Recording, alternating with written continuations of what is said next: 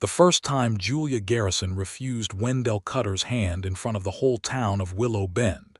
She did it so quietly that half the church social did not even realize a proposal had been made and broken in the same breath.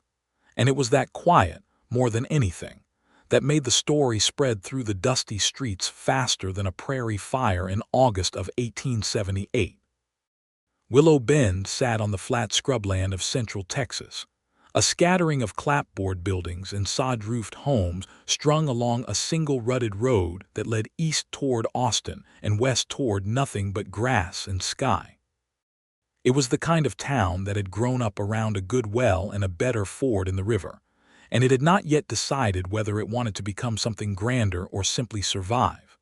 There was a mercantile, a livery stable, a church that doubled as a schoolhouse, a saloon that never seemed to close, and a sheriff's office with a jail cell that mostly held drunks sleeping off Saturday nights.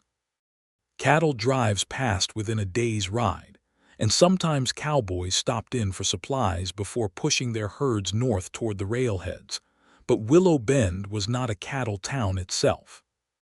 It was a farming and trading town, proud of its steadiness, suspicious of anything that moved too fast or talked too loud, except when it came to Wendell Cutter, who did both, and whom the town had decided to love anyway because his father owned more land than anyone within 50 miles. Julia had come to Willow Bend 2 years before with her father, Thomas Garrison, after her mother died of the fever that swept through Georgetown in the spring of 1876. She was 23 years old, dark-haired, with a steadiness in her gray eyes that made people trust her before she had said a single word to them. She kept her father's mercantile store running with an efficiency that surprised the townsfolk, who had expected a grieving girl and gotten instead a woman who could add a column of figures faster than the bank clerk, and who never once let a customer leave without exactly what they had come for. What the town did not know, because Julia had never told a single soul in Willow Bend, was that she had left Georgetown for more than her mother's grave. She had left behind a broken engagement to a man named Silas Prout, a man who filled every room he entered with laughter and promises, who had courted her with flowers and fiddle music, and had seemed, for the better part of a year, like the answer to every hope a young woman might carry. It was only in the last months before the wedding that she had learned what lived beneath all that noise, and the memory of it sat in her chest like a stone she carried everywhere and showed to no one. So when Wendell Cutter stood up in the middle of the church social that warm September evening, his voice booming over the fiddle music and the smell of fried chicken and peach cobbler, and announced to the assembled town that he intended to marry Julia Garrison before the year was out, Julia felt something cold close over her heart, even as her cheeks flushed with the embarrassment of being made a spectacle. "Now I know a man is not supposed to ask a lady in front of half the county," Wendell said, grinning around at the crowd as though he had already won. "But I figure everybody here already knows my intentions anyhow, so there is no sense being shy about it." He turned to Julia, who stood near the dessert table with a pitcher of lemonade still in her hand, and he spread his arms wide as though offering her the whole of Texas. "Miss Garrison, you have kept me waiting long enough. What do you say we make it official?" The crowd laughed and clapped, because that was what a crowd did when Wendell Cutter made a joke of himself, and because his father, Cyrus Cutter, owned the largest ranch for 50 miles in every direction, and a marriage between his son and the mercantile owner's daughter seemed to most of the town like a fine and sensible thing. Julia set the pitcher down very carefully on the tablecloth because her hands had begun to shake, and she said, in a voice that did not rise to meet his, "Wendell, I think you had better sit down and finish your supper." The laughter did not stop all at once. It took a moment for the words to catch up with the crowd, for people to understand that she had not said yes, had not even blushed and demurred in the way a woman was supposed to when a rich rancher's son asked for her hand in front of God and everybody. Wendell's grin held for a beat too long before it faltered, and something harder moved behind his eyes. "Are you telling me no, Julia Garrison?" he asked, and now his voice had an edge under the joviality, the kind of edge that only those who knew him well would have recognized as the true shape of him beneath the charm. "I am telling you I have not agreed to be your wife," Julia said, "and I would ask that you not ask me again in front of the whole town like this were a cattle auction." There was a ripple of murmuring then, some of it sympathetic to Wendell's embarrassment, and some of it, quietly, admiring of Julia's nerve, though none of the women would have said so aloud with Cyrus Cutter's boy standing right there red in the face.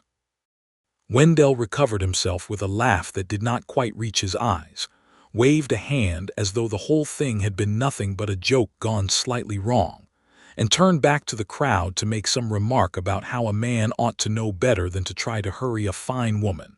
And the social went on.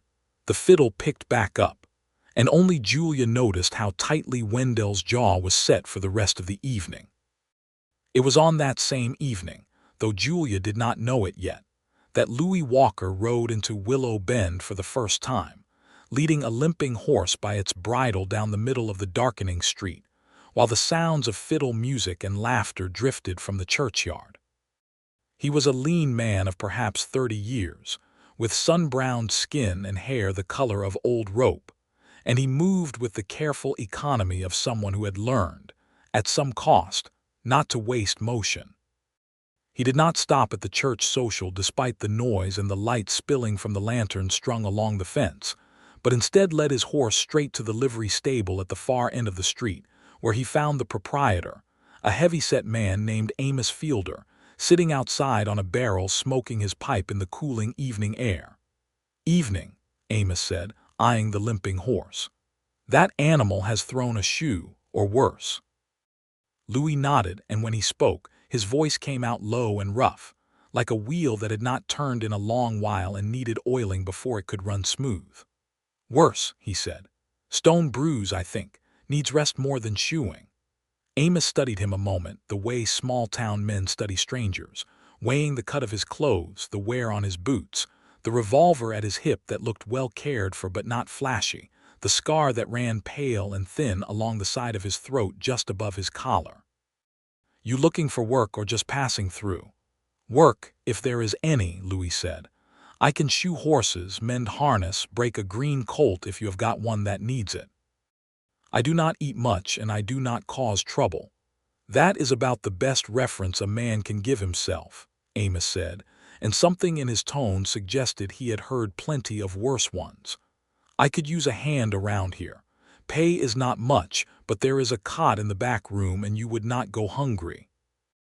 Louis considered this for a moment, glancing back down the street toward the lights and the music, and something in his weathered face suggested he was a man used to considering things carefully before he committed to them.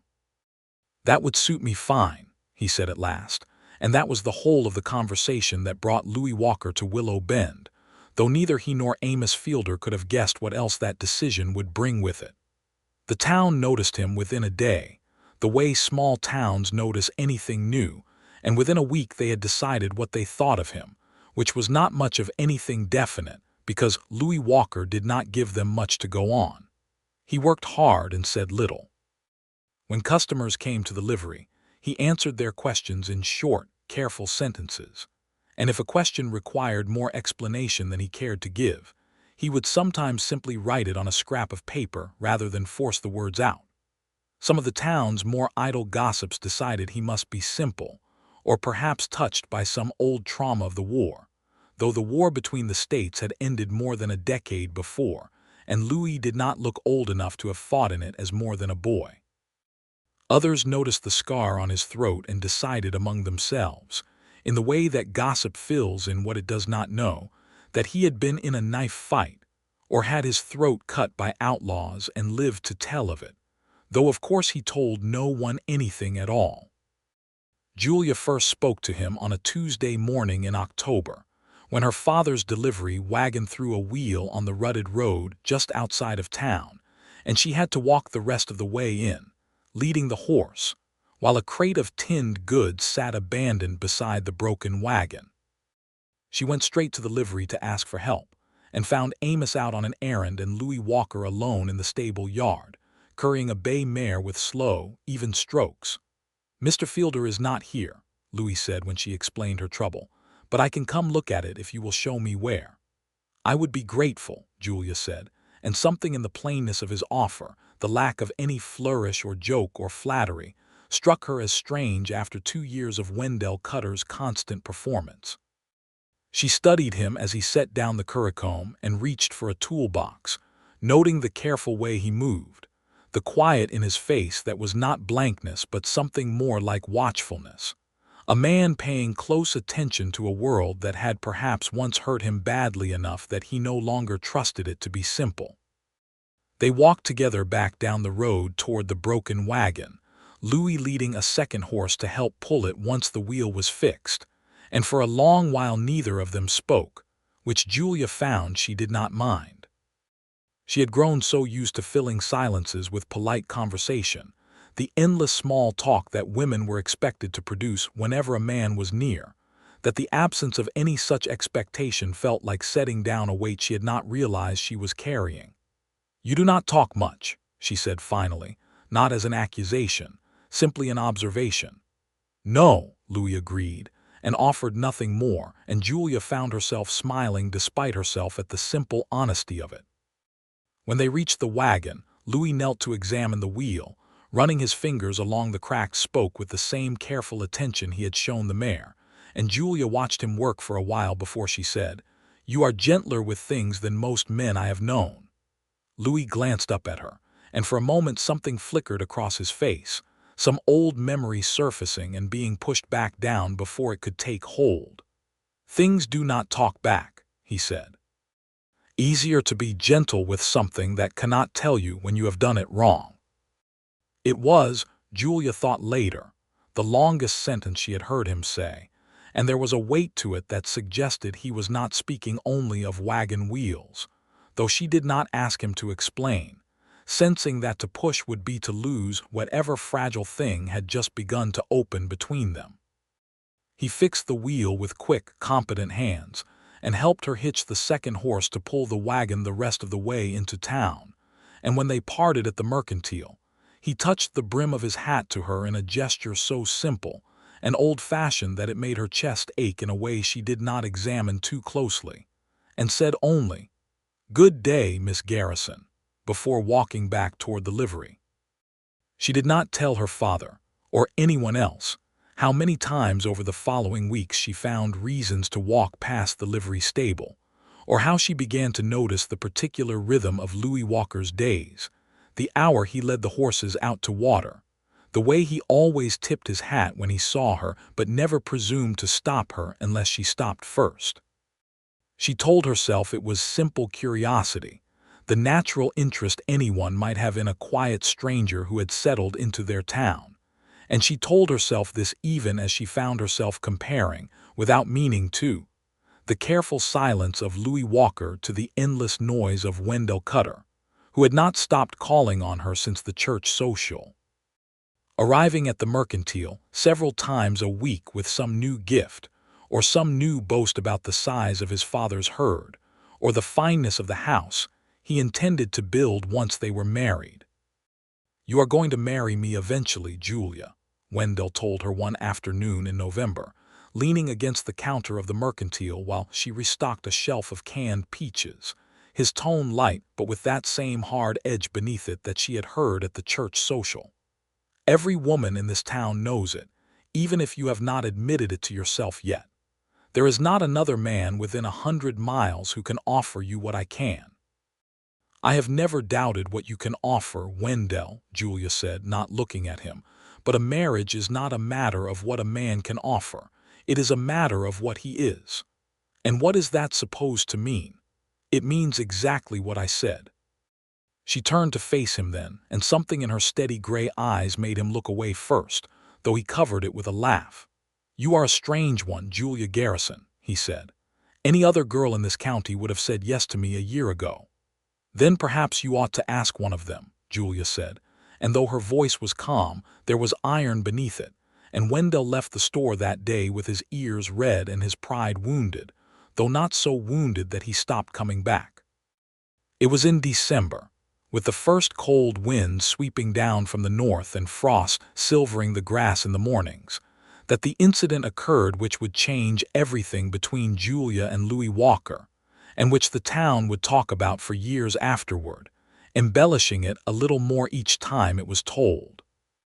Julia had gone to the general store's storeroom behind the main building to fetch a crate of goods that had arrived on the morning stage, and on her way back to the front of the store, walking along the edge of the street where the stagecoach horses were being changed, something spooked the fresh team before they were fully harnessed. One of the horses reared, tangling itself in loose rigging, and in its panic it bolted straight down the main street, dragging a length of harness and an empty freight wagon behind it, the wagon's wheels throwing up a spray of frozen mud as it careened past the mercantile. Julia, coming out of the storeroom with the crate in her arms, stepped directly into its path without seeing it, her attention on the icy ground beneath her feet, and the first she knew of the danger was the sound of screaming from up the street, and the thunder of hooves bearing down on her far too fast for her to think, let alone move. She heard, rather than saw, someone shout her name, and then a weight struck her from the side, knocking the crate from her arms and sending her sprawling into the frozen dirt at the edge of the street, half a second before the runaway wagon would have crushed her beneath its wheels. She lay stunned for a moment, the breath knocked from her lungs, before she realized that the weight pinning her gently to the ground was Louis Walker, who had thrown himself across her the instant he saw the danger, shielding her body with his own. The wagon careened past them and on down the street, where it finally came to a stop tangled against a hitching post outside the saloon, and for a long moment neither Julia nor Louis moved, both of them breathing hard, his face inches from hers in the frozen mud of the street while half the town came running to see what had happened. "Are you hurt?" Louis asked, his rough voice barely above a whisper, and there was a rawness in it, a fear that had nothing to do with his own safety and everything to do with hers. "I do not think so," Julia managed, though her heart was pounding so hard she could scarcely tell whether it was from the fright of the runaway wagon or from the nearness of him. "You saved my life." Louis helped her to her feet, his hand steady despite what must have been his own racing pulse, and brushed the frozen mud from her sleeve with a care that made her throat tighten. "I could not let it take you," he said simply, and then, as though embarrassed by the plainness of his own words, he stepped back and looked away, busying himself with retrieving the scattered goods from her fallen crate. Amos Fielder arrived a moment later, out of breath from running the length of the street, and clapped Louis on the shoulder hard enough to stagger him. "By God, man, I saw the whole thing. You moved faster than I have ever seen a man move. If you had not gotten to her when you did." He did not finish the sentence, but the look on his face finished it well enough. The story spread through Willow Bend before supper that evening, growing a little with each telling, until by the time it reached the far edges of town it had become a tale of Louis Walker throwing himself bodily in front of a team of runaway horses to save Julia Garrison from certain death, which was not far from the truth as it had actually happened. Even those in town who had thought Louis strange or simple began to look at him differently after that, with a new respect, though he seemed no more inclined to talk about it than he had been inclined to talk about anything else. Wendell Cutter heard the story too, of course, and something in it lodged in him like a splinter that would not work its way out. He had never thrown himself in front of anything for anyone, and though he told himself the whole affair was nothing more than lucky timing on the stable hand's part, he found himself watching Julia more closely after that, watching for the particular softness that had crept into her expression whenever Louis Walker's name was mentioned, and he did not like what he saw. It was Julia's father, Thomas Garrison, who first noticed how often his daughter found reasons to walk toward the livery stable in the weeks that followed, and one evening as they sat together after closing the store, he set down his ledger and looked at her with the kind of careful gentleness a father uses when he suspects his daughter is carrying something she has not told him. "You have been different since the accident with the wagon," he said. "Happier, I think, though you try to hide it." Julia did not deny it, Louis Walker saved my life, Papa. That is not a small thing to carry. No, Thomas agreed, it is not, but I do not think that is all of it. He studied her for a long moment, and then he said, more gently still, "You have never told me the whole of what happened with Sela's Prute back in Georgetown. I have never pushed you on it, because I could see it hurt you to speak of it, and I trusted you would tell me when you were ready. But I wonder sometimes if that is part of why you look at Wendell Cutter the way you do, and why you look at the Walker fellow so differently." Julia was quiet for a long time, her hands folded in her lap before she said, "Silas was the most charming man I ever met, Papa. He filled every room. He never stopped talking, never stopped making people laugh, and I thought, for the longest time, that meant he was good, because how could a man so beloved by everyone be anything but good underneath it?" She stopped, and her father waited, and after a moment she went on. "It was not until 3 months before the wedding that I saw what he was when no one else was watching. He struck me, Papa. Only once, but once was enough to show me exactly what all that charm had been covering. I broke the engagement that same week, though I never told anyone in Georgetown why, because I did not want to be the woman everyone pitied, or worse, the woman everyone whispered had provoked it." Thomas's face had gone pale and hard as she spoke, and his hands had tightened into fists on the table, though his voice was gentle when he finally spoke. "Why did you never tell me?" "Because I was ashamed," Julia said simply. "Not of anything I had done, but ashamed that I had let myself be so fooled by noise and charm that I nearly married a man like that. I promised myself after Georgetown that I would never again mistake a loud voice for a good heart, and I would never again let myself be swept along by a man's confidence without looking hard at what was underneath it." "And Wendell Cutter reminds you of him," Thomas said, and it was not a question. "He is not the same man," Julia said carefully. "I do not know that he would ever raise a hand to anyone, but there is a hardness under his charm that I recognize, Papa, a way he has of making sure everyone is looking at him, of needing to win every conversation and every room. I cannot marry a man like that again, no matter how much land his father owns." "And Louis Walker?" Julia was quiet for a moment, and when she spoke, there was a softness in her voice that her father had not heard since before her mother died. "Louis does not need anyone to look at him, Papa. He does not fill a room. He fixes what is broken, and he says only what needs saying, and when he speaks, I know he means every word of it, because it costs him something to say it at all." She looked up at her father, and there was a plea in her eyes for understanding. "I know it does not make sense to anyone else in this town. I know they will say I am a fool to turn down Cyrus Cutter's son for a stable hand who barely speaks. But I have learned what noise can hide, Papa, and I would rather have a man's silence and know it is honest than have all his words and never know which ones are true." Thomas reached across the table and took his daughter's hand, and though he said nothing for a long moment, the pressure of his fingers around hers said more than words might have. "You do not owe this town an explanation, Julia," he said finally. "Not for this, and not for Georgetown either. You have carried that alone long enough. If you choose to keep your reasons private, I will stand behind you, and I will not ask you to explain yourself to anyone who does not deserve the truth." It was the first time Julia had spoken the whole of it aloud to anyone since leaving Georgetown, and though the telling of it did not erase the old ache, it lightened something in her chest that she had not realized was still so heavy, and she went to bed that night feeling, for the first time in a long while, that she was not entirely alone with what she carried. The town's Christmas social that December brought matters to a head in a way no one, least of all Julia, had fully anticipated. It was a tradition in Willow Bend, as in many small frontier towns, to hold a basket auction at the winter social, where the unmarried women of the town packed baskets of food, and the men bid on them, the proceeds going toward the upkeep of the church and school, with the understanding that whoever won a woman's basket would share the meal with her that evening. Julia had packed her basket with more care than she wanted to admit, tucking in fried chicken and biscuits, and a jar of the peach preserves her mother had taught her to make.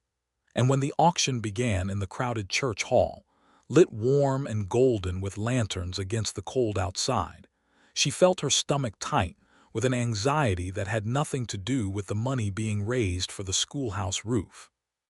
Wendell Cutter had made no secret, in the weeks leading up to the social, that he intended to win Julia's basket, and he had told anyone who would listen that he had set aside a considerable sum for the purpose, as though the amount he was willing to spend on her was itself a kind of proof of his affection. When the auctioneer, who was also the town's schoolteacher, held up Julia's basket, recognizable by its blue gingham cloth, Wendell called out the opening bid before anyone else could speak, a sum large enough to make several people in the crowd gasp. $5, he said, grinning around at the room as though daring anyone to top him. There was a murmur, and a few other young men, who had perhaps hoped to bid modestly for the pleasure of sharing a meal with the pretty storekeeper's daughter, fell silent rather than compete with Cyrus Cutter's son over such a sum. The auctioneer looked around the room for other bids, and Julia felt her heart sink at the thought of another evening spent trapped across a picnic blanket from Wendell's endless boasting. Then, from near the back of the hall, a low voice said, $6. The room turned as one to look, and there was Louis Walker, standing near the door in his good shirt, the one he wore to church, his hat in his hands, looking as though the sound of his own voice raised in a public bid had cost him considerable effort. Amos Fielder, standing beside him, was grinning from ear to ear. Wendell's face darkened, and he said, louder now, with an edge of real anger creeping into his booming voice, $10. The crowd gasped again.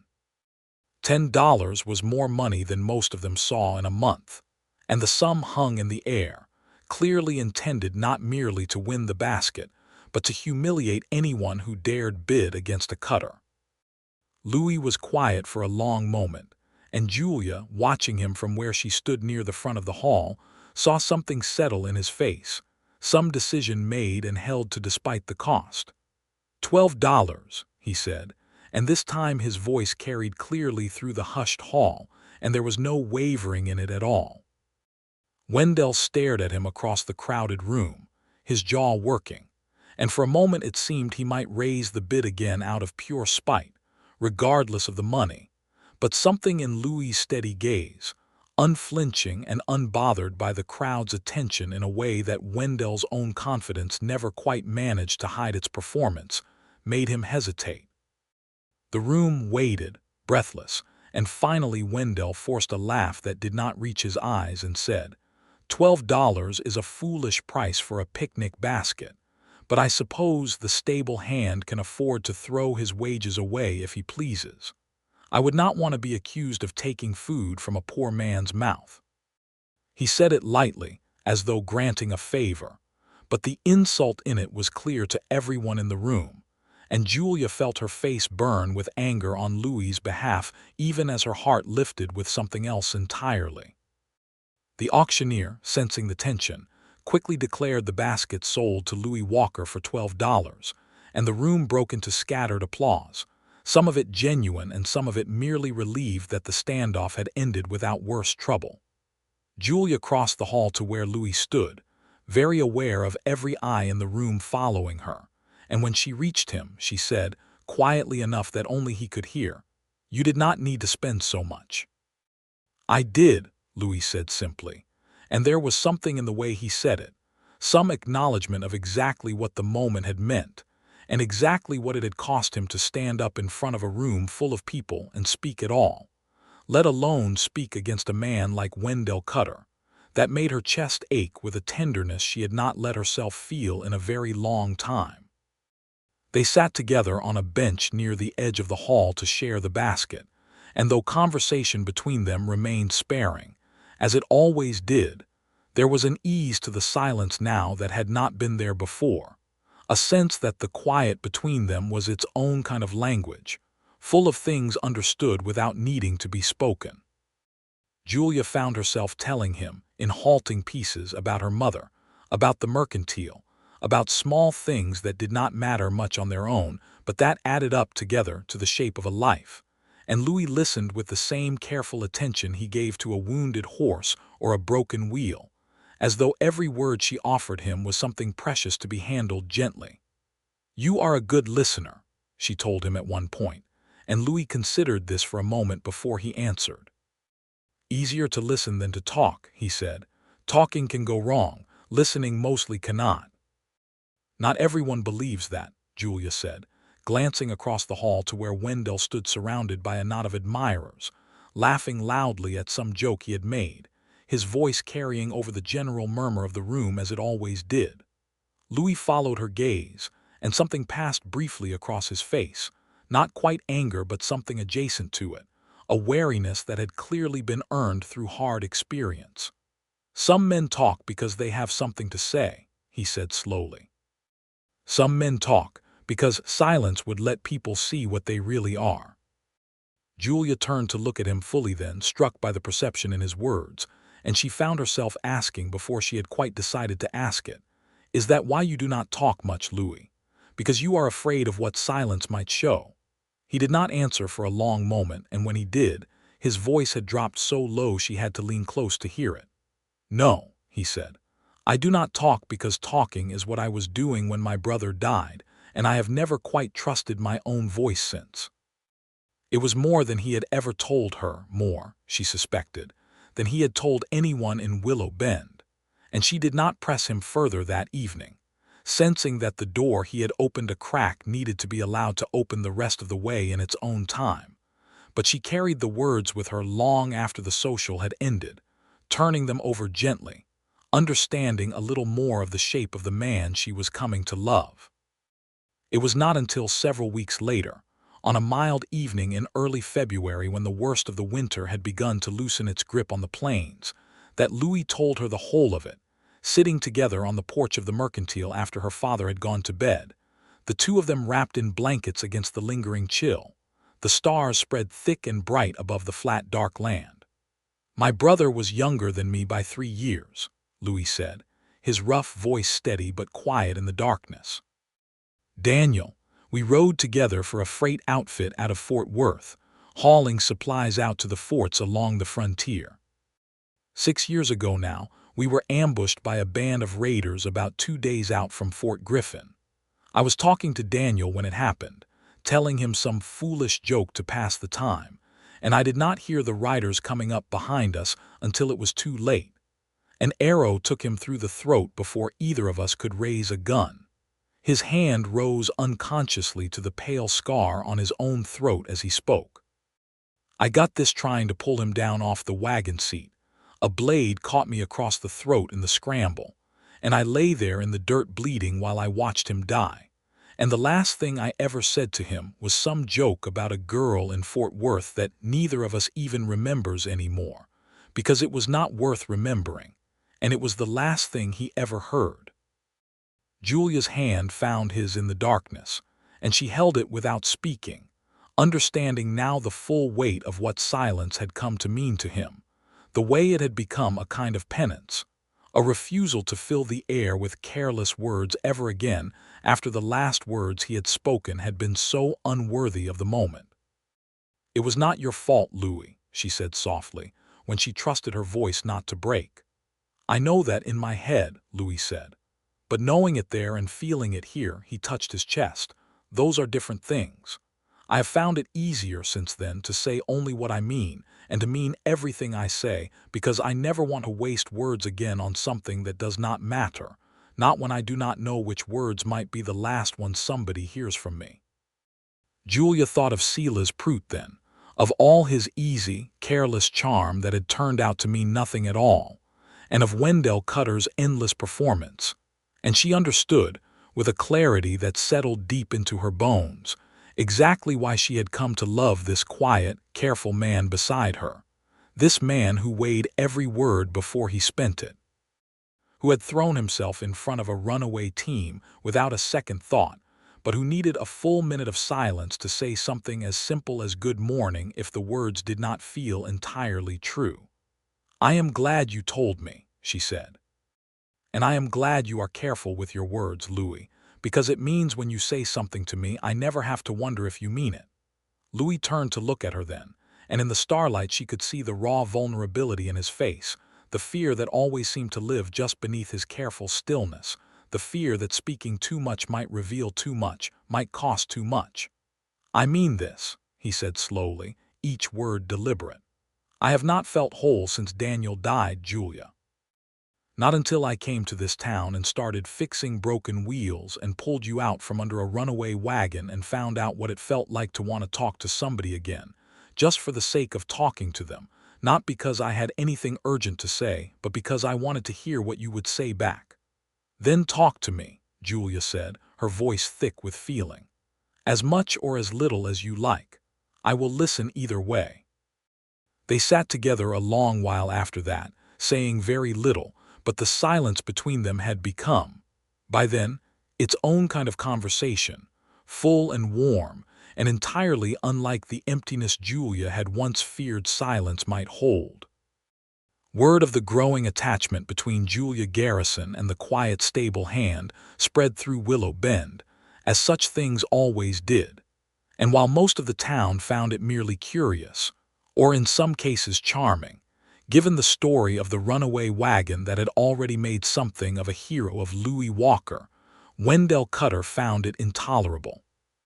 He had never in his life failed to get something he wanted through sheer force of confidence and his father's money, and the sight of Julia Garrison walking arm in arm with a barely speaking livery hand past the front window of the saloon, where Wendell happened to be drinking with several friends on a Saturday afternoon, curdled something in him that had been souring for months.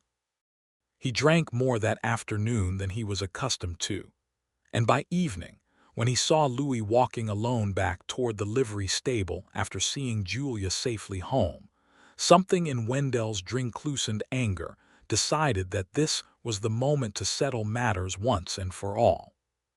"Walker," he called out, striding across the street with two of his drinking companions trailing uncertainly behind him, clearly less enthusiastic about confrontation than their friend. "I want a word with you." Louis stopped and turned, taking in the flush of whiskey on Wendell's face and the unsteadiness of his gait, and something in his posture shifted subtly, not into aggression, but into a wary readiness that spoke of old instincts honed on dangerous frontier roads. "I am listening," he said simply. "You think because you threw yourself in front of some spooked horses that you have got any business courting a girl like Julia Garrison?" Wendell demanded, his voice carrying loud enough that several people on the street turned to look. "You are a stable hand, Walker. You do not even talk. What in God's name does she see in you?" "That is her business, not mine to explain," Louis said, his voice steady despite the crowd that was beginning to gather. "It is my business," Wendell snapped, "because she was supposed to marry me. Everyone in this town knew it. My father has already told half the county we would be wed by spring. And now she is making a fool of me over some drifter who cannot string together 3 sentences." "Nobody is making a fool of you but yourself," Louis said, and though his voice remained low, there was an edge to it now that had not been there before, standing in the middle of the street drunk, shouting at a man because a woman chose not to marry you. Wendell's face went dark red, and he closed the distance between them in 2 quick strides, shoving Louis hard in the chest with both hands. "You do not talk to me like that," he snarled. "I have got more money in my pocket right now than you have made in your whole worthless life."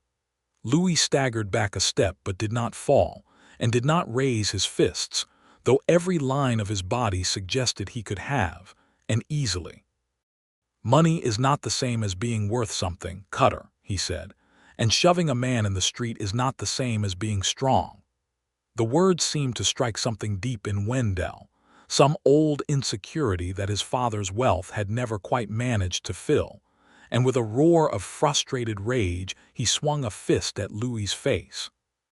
Louis moved with the same quick, economical grace that had once carried him across a wagon seat to try to save his brother, ducking under the blow and catching Wendell's wrist, twisting it just enough to send him stumbling off balance into the dust of the street, without ever landing a blow of his own. "I do not want to fight you," Louis said quietly, standing over him. "I have seen enough fighting to know it never settles what needs settling. But I will not let you push me around either, and I will not let you speak that way about Julia in the middle of the street where any fool with ears can hear you disrespecting her." Sheriff Boone arrived at that moment, drawn by the commotion, and separated the two men before matters could escalate further, though Wendell, humiliated at having been bested without a single blow landed against him, in front of a growing crowd of onlookers, could not seem to let the matter rest. "This is not finished, Walker," he spat, climbing to his feet and brushing the dust from his clothes with as much dignity as he could muster. "I will find out what she sees in you, and when I do, this whole town is going to know what kind of man you really are underneath that quiet act." Whatever Wendell meant by that threat, he set about proving it in the days that followed, sending letters to acquaintances in Fort Worth and Fort Griffin, calling in favors from men his father knew in the freight business, determined to dig up some scandal or crime in Louis Walker's past that would justify, in the eyes of the town, the humiliation he had suffered in the street. What he found, when the answers finally came back by post nearly 3 weeks later, was not the scandal he had hoped for. He read the letters at his father's dinner table, and his father, Cyrus Cutter, a shrewd and not entirely unkind man despite his son's excesses, read over his shoulder and set down his fork with a heavy sigh. "Wendell," he said slowly, "this man you have been trying to run out of town saved the lives of 2 freight drivers and a company payroll during an ambush outside Fort Griffin 6 years ago, at the cost of his own brother's life and near enough his own. The freight company commended him. There is a letter here from the company's owner praising his courage. There is nothing in any of this that makes him unworthy of anybody's respect, son. If anything, it makes him a better man than most I have met." Wendell stared at the letters, his face working through several emotions before settling finally into something like shame, though pride would not let him show it easily. "That does not change that Julia chose him over me," he said, but the fight had gone out of his voice. "No," Cyrus agreed, "it does not. But perhaps, son, it is time you asked yourself why a woman might choose a quiet man who has proven his worth through action over a loud one who has only ever proven it through boasting." He said it gently, as a father might, but the words landed with the weight of long-overdue truth, and Wendell, for the first time in his young life, found himself with nothing at all to say in his own defense. The story of what the letters had revealed spread through Willow Bend nearly as quickly as the story of the street confrontation had, and whatever lingering doubts the town had harbored about the quiet stranger who had settled among them dissolved almost entirely, replaced by something closer to quiet awe. Julia heard the story from Amos Fielder, who could not contain his pride in the man he had come to think of as something like a son, and when she found Louis that evening, mending a bridle in the lamplight of the stable, she did not say anything at first, only crossed the room and wrapped her arms around him from behind, pressing her face against his back. "You never told me the whole of it," she said softly. "About the payroll, about saving those other men." "It did not seem important," Louis said, though his voice had gone rough with feeling at the warmth of her arms around him. "The only part that mattered to me was Daniel." "It matters to me," Julia said, turning him gently to face her. "It matters because it shows me, again, exactly the kind of man you are, Louis Walker, and I am tired of this town whispering about why I chose you as though I owe them an accounting of my heart." "Do you owe me one?" Louis asked, and there was a vulnerability in the question that undid something in Julia's chest. She reached up and touched his face, tracing the line of his jaw with gentle fingers. "You already know why," she said. "You have known since the night I told you about Sela's. I chose silence because I learned, the hard way, that noise can hide a great many ugly things, and I chose you because your quiet never hid anything at all. Every time you have spoken to me, Louis, I have known exactly what you meant, and there is no gift greater than that, not after what I survived before." "I love you," Louis said then, the words coming out low and rough and entirely without hesitation, the first time he had said them aloud to her or to anyone in the 6 years since his brother's death, and Julia felt the whole weight of what those 3 simple words had cost him to say, and understood in that moment exactly how much they were worth.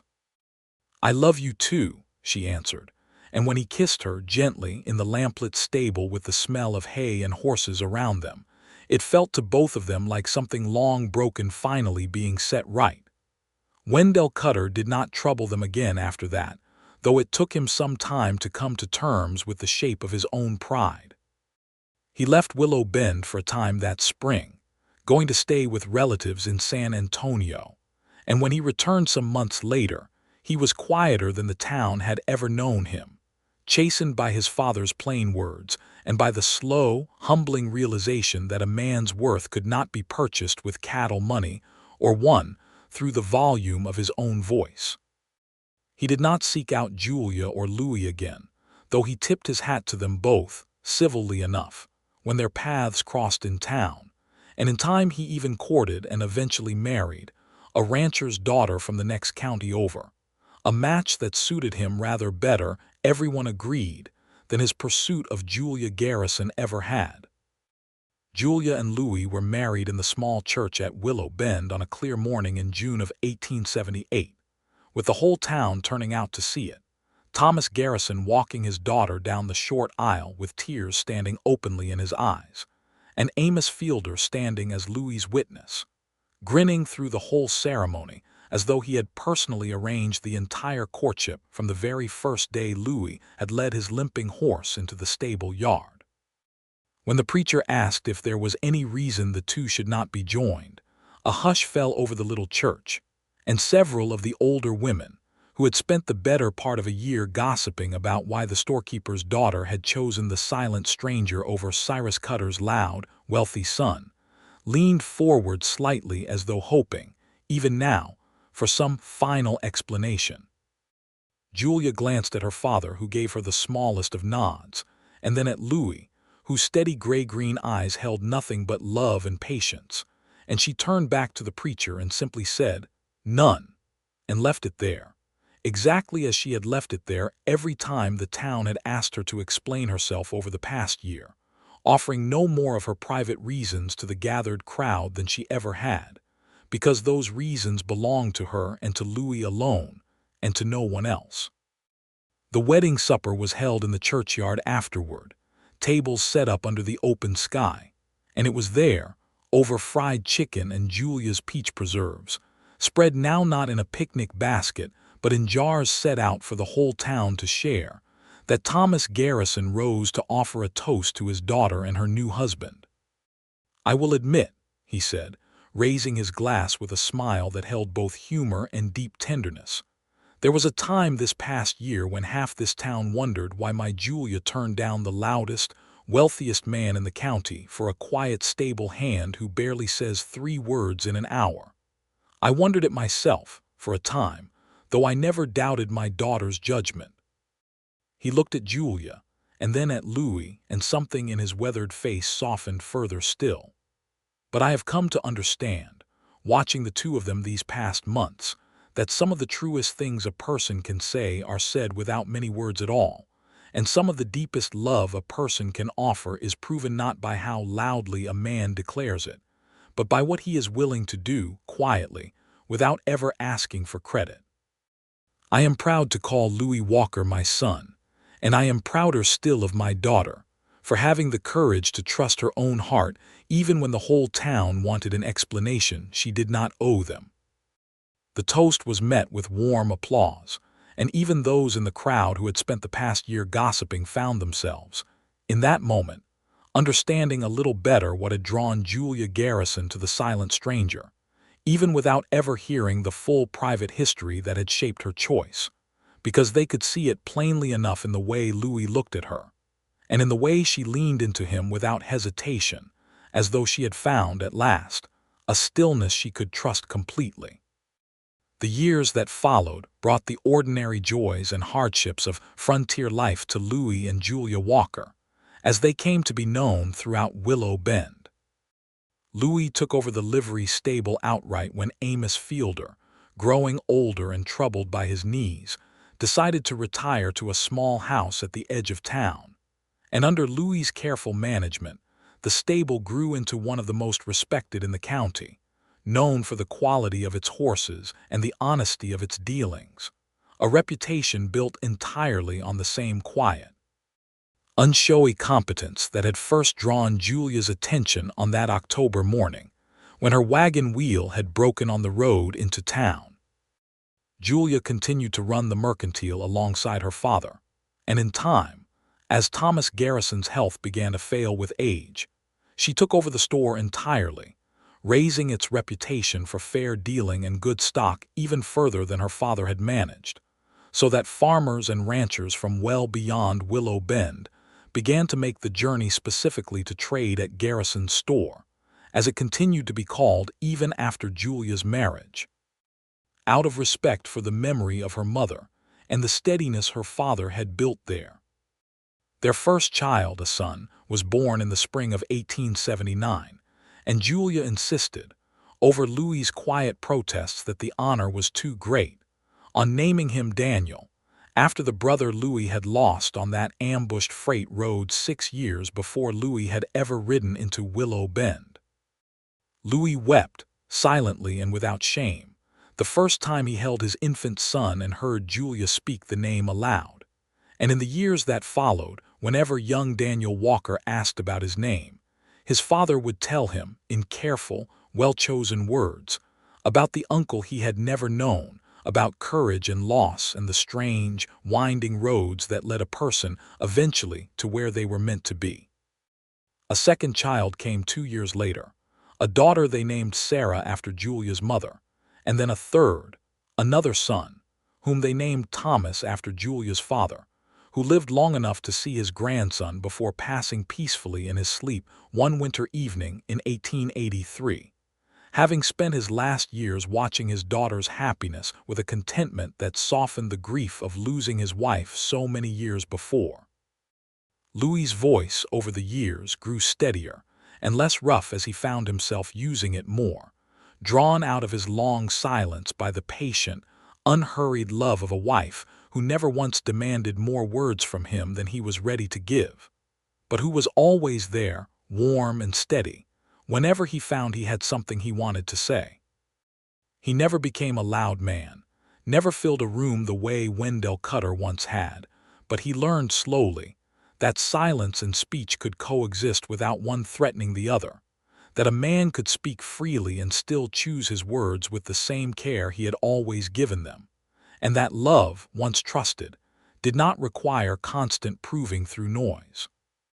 Wendell Cutter, for his part, settled eventually into a steadier life of his own, and though he and Louis never became close friends, a kind of wary mutual respect grew between them over the years, cemented finally one autumn when Wendell's own young son, no more than 5 years old, wandered too near a skittish horse in the Cutter stable yard, and it was Louis, passing by on other business, who calmly and quietly guided the animal away and lifted the frightened boy to safety before Wendell himself had even fully registered the danger.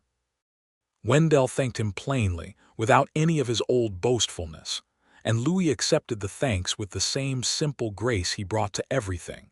And the two men, so different in temperament, found in that small moment something like the beginning of genuine goodwill, proof perhaps that people could grow and change, given enough time and enough humbling, into better versions of themselves than they had once been.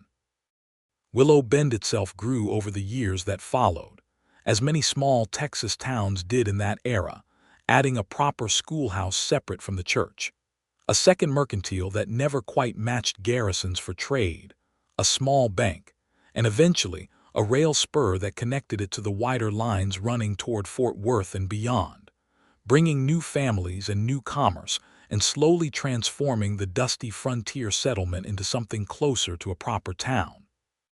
Through all of it, Julia and Louis Walker remained fixtures of the community.